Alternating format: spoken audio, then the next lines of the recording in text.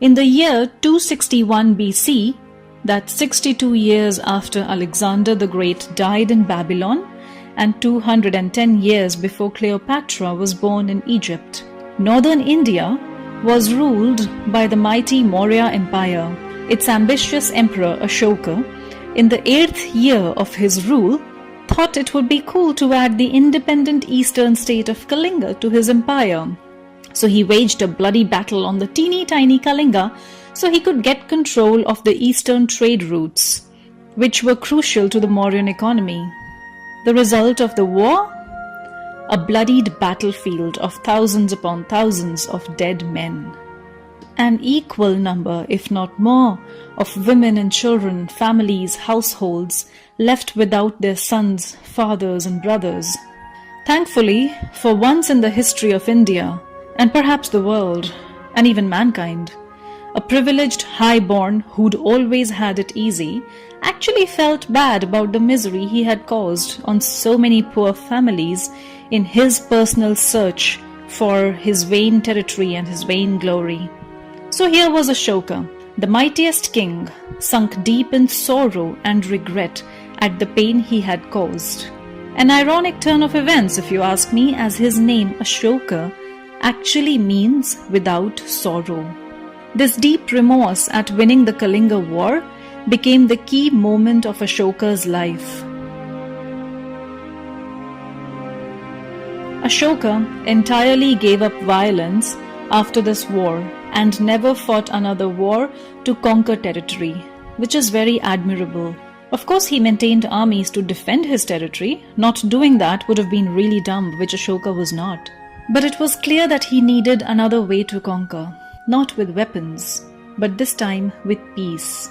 But was that possible in a time when violence wasn't a choice for survival but a necessity? Yeah, pre-medieval India wasn't all peaceful Hindu farmers going to temples and enjoying familial bliss.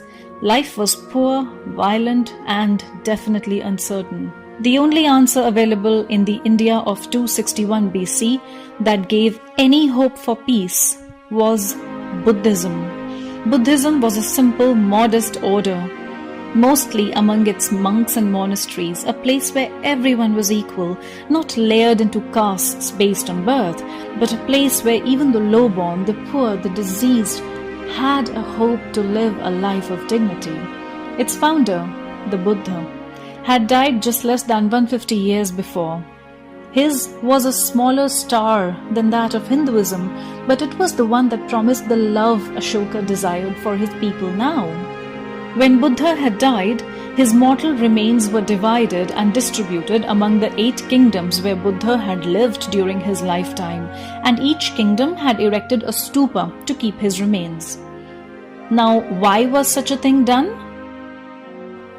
Well, the remains of Buddha were believed to be his living energy, his very presence, and therefore they were extremely precious to his followers. So Ashoka took these remains and further divided them into 84,000 parts to distribute Buddha's presence even wider.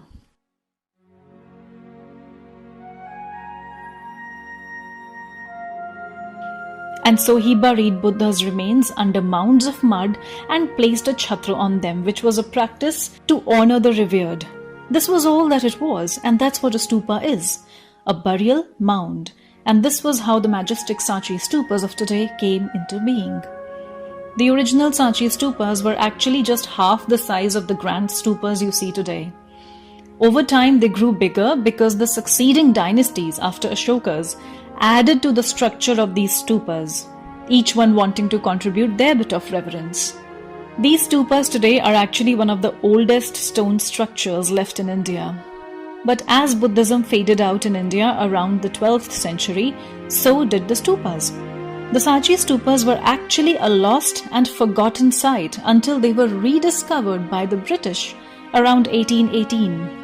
And thankfully, its walls and stones too tell us stories to help us recover its past.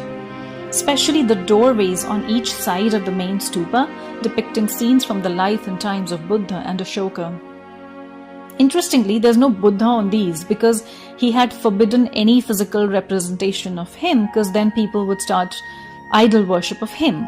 Here on the northern gateway, the first horizontal scene shows Buddhist monks standing in reverence to the Buddha. The second scene below shows the Great Departure, where the Buddha leaves his father's palace. And it's really funny, you see the horse 5 times. So this was the 3rd century artist's charming way of portraying a moment of continuous action where the horse is going further and further away from the palace. The southern gateway shows an image of the stupa of Ramagrama near Lumbini, and this was one of the only stupas with the original relics of Buddha which Ashoka did not open. The western gateway shows scenes of Buddha's first sermon and his enlightenment. These stories, carved into stone by the nameless artists, gave birth to the modern Jataka tales, a tradition of storytelling which is still continued today. These Sanchi stupas really are among the largest of Buddhist monuments in the world, but it's kind of funny that they are in a country where it originated but also faded away the fastest.